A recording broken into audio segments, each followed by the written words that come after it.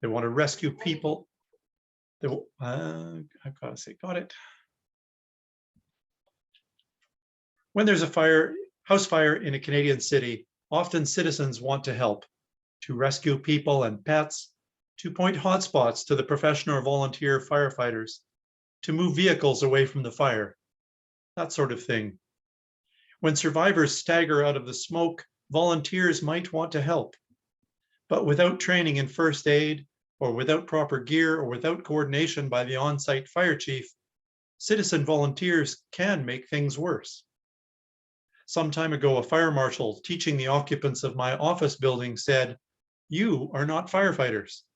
Your job is to get out of the building as fast as you safely can. If you go back into the building, you are not helping, but rather getting in the way. And if you become overcome by smoke, you are making my job harder." Many towns have volunteer fire departments. With training and coordination, citizen volunteers can be part of the solution rather than part of the problem. Churches and nonprofits can be similar.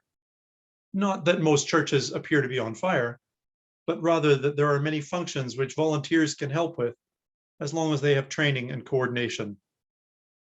When I was nominated to join the board of the Unitarian Congregation in Kingston, Ontario, I was sent to UU Leadership School. I already wanted to help, but the congregational leadership felt that without training and coordination, I would mostly be in the way. So for 5 or 6 days, I learned about UU theology, about personality types and how they can be guided toward good results, and about the basics of how to conduct successful meetings.